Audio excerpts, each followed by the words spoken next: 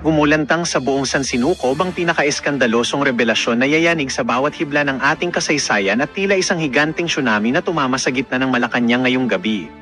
Sa isang hindi inaasahang kaganapan na tila kidlat na tumama sa gitna ng katahimikan, lumabas ang mga ulat na ang pambato ng Ilocos Norte na si Sandro Marcos ay di umano'y nasa ilalim na ng kustodya ng mga autoridad sa Estados Unidos matapos ang isang madugong operasyon sa isang selyadong lokasyon. Ayon sa ating mga espiyang nakatago sa bawat madilim na kanto, huling-huli sa kamera ang panginginig ng mga gwardya habang ang mga itim na sasakyan ay nagkakaripas ng takbo upang itago ang katotohanang ang batang Marcos ay nahaharap sa mga seryosong paratang na magpapabagsak sa dangal ng kanilang pangalan sa harap ng buong mundo. Hindi makapaniwala ang buong mundo sa nakakangilong eksenang ito kung saan ang mga pader ng palasyo ay tila naglalaway sa takot habang ang US Police ay naglunsad na raw ng isang malawakang manhunt laban sa mga kasabwat sa likod ng sumabog na kontrobersyang ito.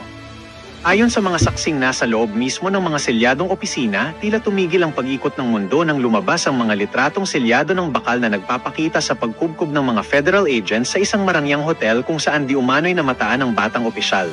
Bakit nga ba nananatiling tahimik ang pamahalaan at bakit pilit na itinatago ang tunay na kalagayan ng anak ng Pangulo kung ang bawat segundo ng pag-aalingangan ay nagsisilbing pako sa kabaong ng reputasyong matagal ng iniingatan ng ginto at kapangyarihan? Ito na nga ba ang huling kabanata ng isang matikas na pangarap o ito ay simula lamang ng isang madugong labanan sa hustisya kung saan wala nang sino mang itatangi sa lupit ng tadhana at ng batas na walang kinikilalang apelyido?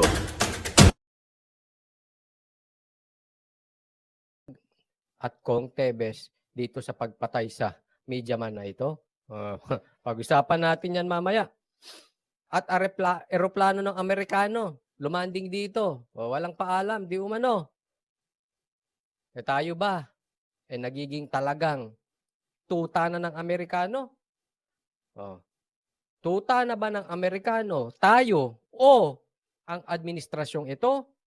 O ang presidente ninyo? Ayan, pag-usapan natin. Dediretso na po ako sa topic. Mamaya po tayo sa bandang huli magbatian ha. Pasensya na po.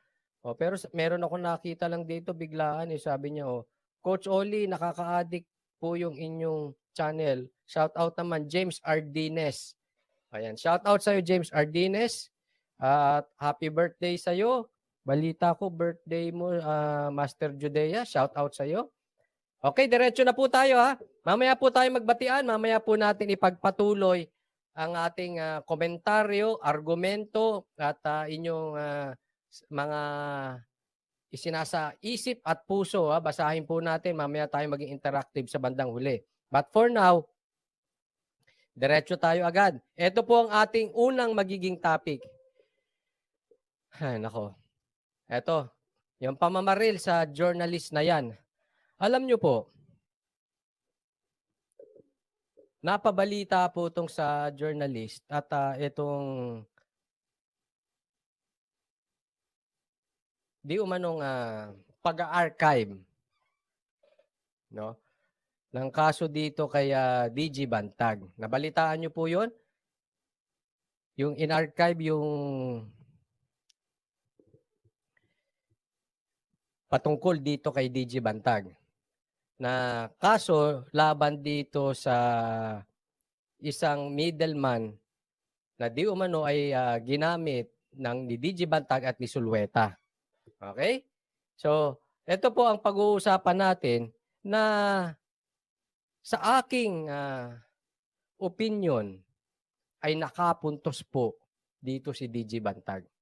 At tingnan natin itong pag-archive. Teka muna, parang hindi ko na naman na i-download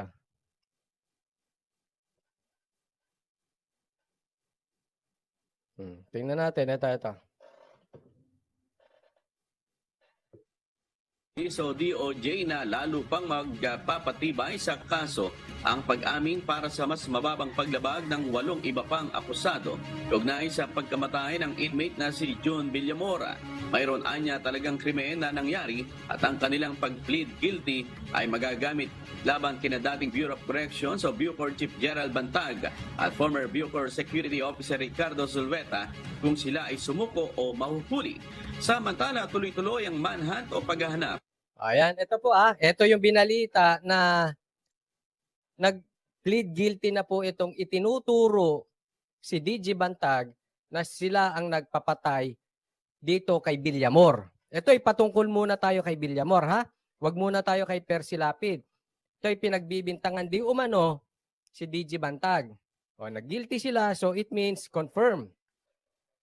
Ngayon, Coach Oli, sabi ng crystal ball mo kanina, sinasabi mo na posibleng umatras ang mga witnesses kay DG Bantag. Eh ngayon, naghain na sila, nag-guilty na sila.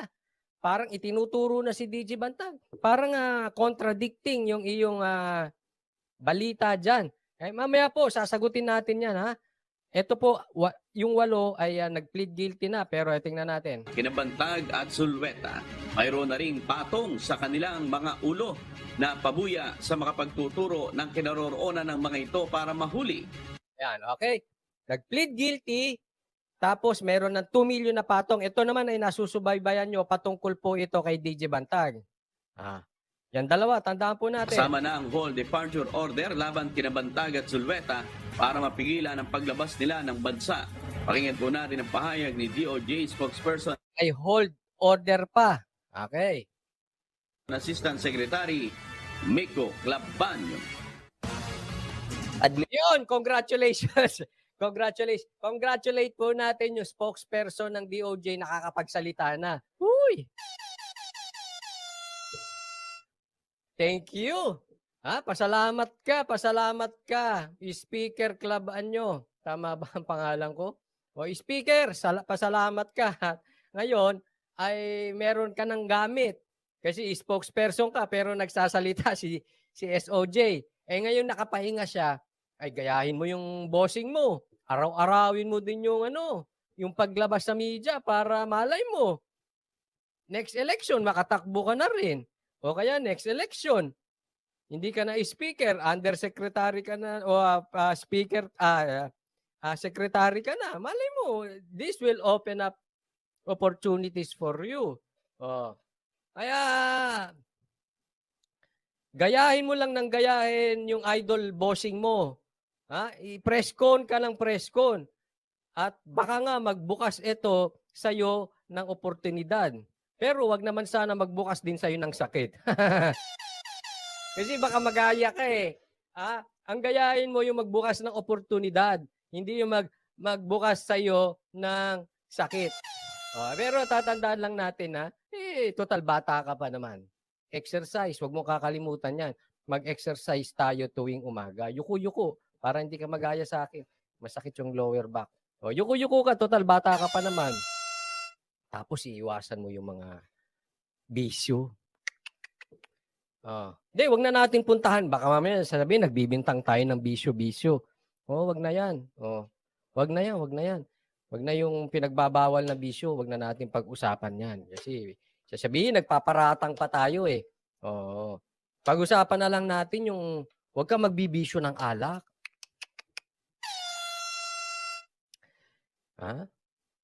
Wag mong gagayahin yun. Kasi ako, nanggaling din ako dyan, alcoholic, talagang tataba ka dyan. Pag pinagsama mo, pangit na diet, tapos alcoholic ka pa, tapos stress ka pa sa trabaho, magkakasakit ka. Naku! Hindi ko sinasabing malakas uminom si SOJ. Wala po ako sinasabi dyan. Wala po ako pinatutuko. Ibig ko sabihin, habang bata siya, panatalihin mo yung ganyan na magagandang katawan, medyo payat. Huwag mong aatamin na magkaroon ng tiyan. Magaang ang pakiramdam. Hindi ka parang, wag. Tsaka yung inom, iwasan mo yan. Hindi naman nagiinom si di ba?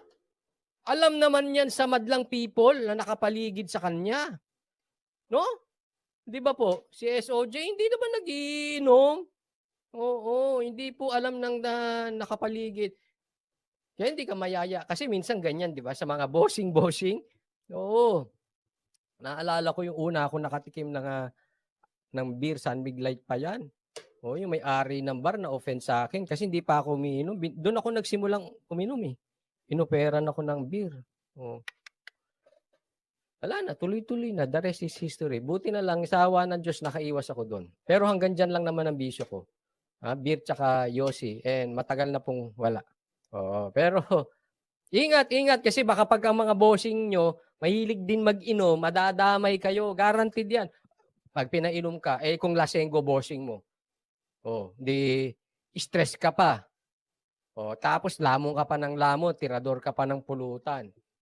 Sakit ang aabutin mo niyan. Grace Lumuktad, concern si... Oo, kasi concern. Hindi, Grace hindi ko po pinagbibintangan na manginginom yung boss niya. Sa aking experience, na-open ako sa pag-inom dahil yung boss. Oo. Payat ako. Tapos biglang naging, bigla akong naging, bakulaw. Ay, sus, Mario Joseph. Mahirap. Ha? Payo lang naman dyan. Payo, ha? Huwag na natin pinag-uusapan yung mga ibang bisyo kasi baka mamaya delicate yun. Malibel tayo. Delikado. Sabi, nagbibintang. Hindi. Ha? Tingnan na lang natin yung gayahin mo yung presko ng presko. Malay mo, takbo ka na next time. 10 araw lang yan. Speaker, 10 araw lang yan. Hindi nating alam kasi may nagsasabi, nagpa-opera daw. May nagsasabi, ichuchugi na. Hindi naman naniniwala sa mga ganun-ganun, pero, for your sake, let's assume, totoo. Totoo yung mga pinagsasabi nyo. Excuse me, naubo ako. For your sake, totoo yung mga pinagsasabi nyo, 10 days nga lang siya magbabakasyon. At gaya ng iba yung mga pinagsasabi na nagkatotoo. Kinikilabutan ako sa Ewan ko bakit ba. Pagpalagay natin ganon, samantalahin mo na yan. 10 araw lang yan. Araw-arawin mo na. This is your time to shine. Shine to shout. This is your time to shine. Araw-arawin mo yan, ha? Sabi ni Ian, di yan problema, Coach Oli. Pag inom ng inom, kainan lang yan ng pulburon. Ay, alam nyo yung meron akong pulburon eh. Nakain ko yung isa, 3 ito. Nawala na. Nakain ko rin ata. Hindi.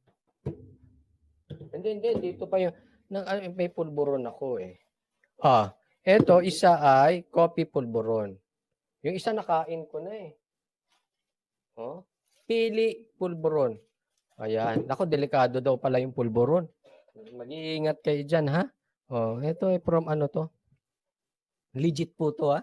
Hindi ito yung pulburon no, sinasabi ni, yung binibintang ni Kong Tebes dyan sa Shabuya. Iba po yan, ha? Diretso tayo ngayon. Issue na po yan, na inihain sa korte. So, kumbaga, parang final na po yung mga statements nila. And this shows na meron talaga silang participation dun sa pagpatay ni Percy Lapid at kay June Villamor. Ayan. Sabi mo yan, bida ka dyan. Ito po sinasabi. Ulitin natin. Simula. Kasi naputol ang kadaldalan ko eh. Ulit natin. Assistant Secretary Miko Clapanyo. Admission na po yan, na inihain sa korte. So, kumbaga, parang final na po yung mga statements nila. And this shows na meron talaga silang participation dun sa pagpatay ni Percy Lapid at kay June Villamor. Meron po tayong natatanggap ng mga information dun sa ating mga linya na linabas dun sa Notice of Reward. Ayan. Sabi ko nga sabi mo yan. Bida ka dyan eh. Ikaw bida dyan, syempre. Pero titingnan natin itong 8, okay? Balikan natin. 8, itinuro na sila. At sinasubmit na sa korte. At nagbigay sila ng patong sa ulo ni DJ Bantag, 2 milyon, okay? Bakit in-archive? Nabalitaan nyo yung archive na yan? Bakit in-archive ng korte? Diba? Sinasabi nila, hindi, okay lang yan. Normal lang yayari yan. Sa batas po, ito po, meron tayong napagtanong ang abogado at kung tama po ang ating pagkakaintindi, ito po, pag-archive, pagka hindi kumikilos ang kaso, ay normal na nangyayari. Yan po yung nasa batas. Yan ang dapat gawin. Naunawaan natin yan. Pero tandaan nyo po, minsan, iba yung nangyayari sa batas at iba yung nangyayari sa pang-araw-araw na buhay.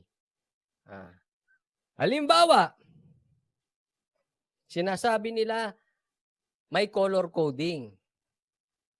Nangyayari ba yung color coding na yan? Sasabihin nila bawal ang blinker. Sa totoong buhay ba, kayo po, sa inyong pag-iikot sa Metro Manila, wala pong blinker? Ikot na lang kayo sa expressway, sa skyway. Ang dami pong nakablinker. Huwag po tayong maglokohan. Yung sinasabi niya, nila na yung in-archive ay normal na nangyayari. Ito po, iko-connect ako na iba po na ang nangyayari sa totoong buhay. Kasi po, ang nangyayari sa totoong buhay, di umano, ito yung sabi ng mga abogado, mabilis po ang pagkaka-archive nitong kaso ni DG Bantag. Medyo nakakapagtaka, medyo questionable. Bakit na-archive agad-agad? Naintindihan po natin. Ayun po ang question. Pero para sa akin, ito'y aking opinion lamang po, okay? Ito po ay nakapuntos dito ng malaki si DG Bantag. Bagamat hindi pa naman ito talagang final, pero kung bagat sa basketball, nakapuntos siya dito. Ito, dahil hindi nga ina-archive agad yan. Halimbawa, kasi ang sinasabi nila dito, hindi pa nakukuha si Bantag at saka si Sulweta. Hindi pa nahuhuli. Pero nangyayari dyan, normally, pag hindi nakarating, isiset ng another date, tapos another date, tapos another date, hanggang sa, sige, i-archive na natin. Ganun po yung nangyayari.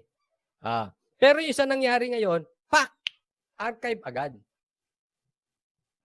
So sa akin, puntos po yan, pabor kay DG Bantag. Posible ba na, kasi ang sinasabi mo in-archive, wala muna tayong wala muna tayong hearing about it. Tago mo muna yan dyan. Tabunan mo muna ng dyaryo yan.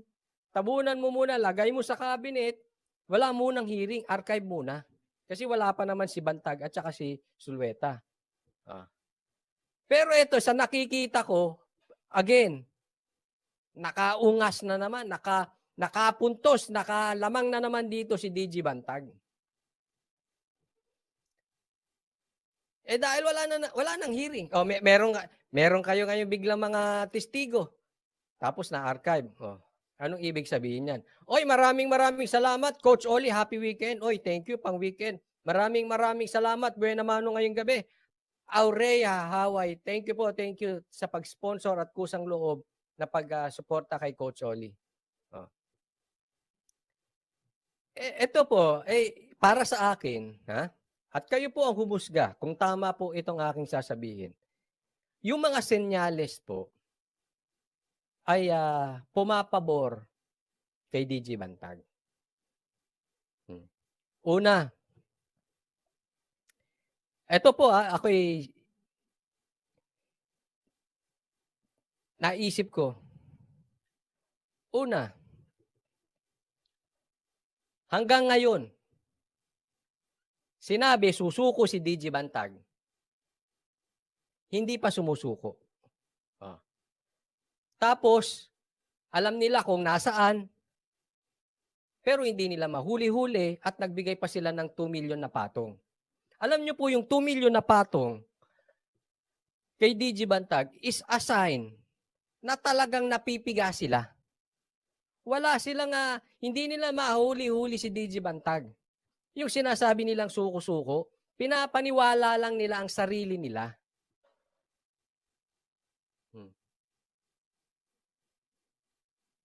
Ganun po yung, kaya parang, talaga ba? Susuko? Nagbigay kayo ng 2 million? Tapos ngayon, inatupag itong pag-plead guilty ng mga 8 witnesses. Na sa tingin ko, pag sisilipin natin, tandaan po natin, ulitin ko, may mga patterns sa kaso ng Percy Lapid at Degamo at DG Bantag at Kong Tebes. Tingnan po natin yan. May similarities. May pattern po. Kaya ako po nasabi kanina na ayon sa aking crystal ball, posibleng umurong etong mga witnesses kay DG Bantag. Kaya sila ngayon nagmamadali dito sa mga witnesses, nagpadalagay sila ng 2 million na patong sa ulo ni DG Bantag, tapos ito pa nangyari, in-archive na.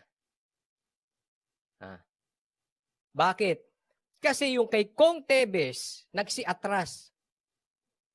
So sila nawala ng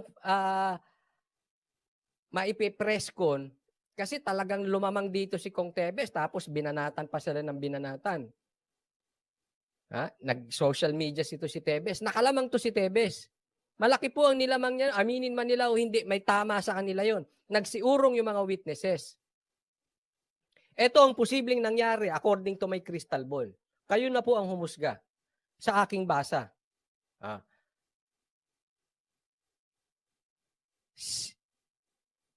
Sinasagip nila na baka magaya kay Kong Tebes yung mga witnesses na umatras din dito kay DG Bantag. Malay mo, magdilang anghel ako. Dumating ang panahon, maalala niyo yung sinabi ko. Sinabi ni Coach Oli yan. Alin, umatras din yung mga witnesses. Kaya ini-intercept nila agad. Nakakita sila ng posibleng part 2 ng pag-atras katulad na nangyari kay Kong Tebes sa mga witnesses dito kay DG Bantag. Kaya sila ngayon naghahagilap. Hindi ko sinasabing ako paniwalaan nyo. Bahala kayo. Kung ang gusto nyong paniwalaan, sarili nyo yan eh. Sa mga bashers, alam ko hindi sila maniniwala. Karapatan nyo yan. Kayo kung gusto nyong paniwalaan, mas gusto nyong paniwalaan yung sinabi ni SOJ Boying na 3 beses sinabi niya susuko na daw si DG Bantag. Or, yung sinasabi ko ngayon, na sabi ng crystal ball ko, malaki ang posibilidad na planong umurong. Ay, plano. Baka umurong. Ay. Nakikita nilang uurong itong mga witnesses. Kaya hinarang.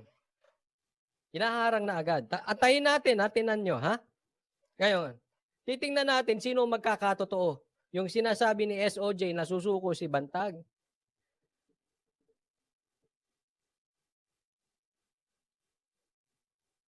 Or yung magsisiurong. Yung mga ilan-ilan na witnesses dito. Tandaan nyo po, iba po itong 8. Ha? Itong 8 ito na nag-plead guilty, ito yung mga preso. Hawak po nila yan eh. Nasa loob yan. Ito'y posibleng may inggit kay DG Bantag. Iba po yung sinasabi ko. Ha? Ito yung mga gunman. Tingnan po natin. Tingnan natin yung development na yan. But so far, so good. Sabi nga ng isang slogan, so clean, so good, so clean. Di ba? Yun yun? So good, so clean. Ewan ko kung ano yun. Basta yun yun. But so far, so good. Lamang dito. Actually, pati yung kay Kong Tebes eh. Nakikita natin na humihina yung kaso. Dito ngayon, in-archive. Diyan ka muna. Huwag muna natin ilitisin yan. Huwag muna tayo mag-hearing dyan. Kay Kong Tebes naman nagsiurong. Si SOJ, naka-breaks. 10 days wellness leave.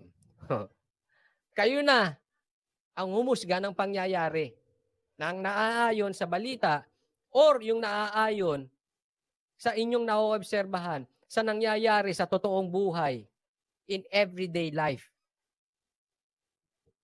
Kasi iba po yung sinasabi sa balita. Iba po yung galawan. I-compare nyo ngayon. Sabi sa balita, susuko si Bantag. Naka-wellness leave na yon. Kayo umusga. It's just a matter of validating. Ayon naman sa abogado ni Bantag na si Attorney Rocky Balisong, karapatan ng mga akusado na mag-plead guilty. At tama din ang ginawa ng korte na i-archive ang kaso dahil wala pa itong jurisdiksyon kay Bantag at Sulweta. Well mga kababayan, tila napakaganda at napakasaya nga pakinggan ng ma-archive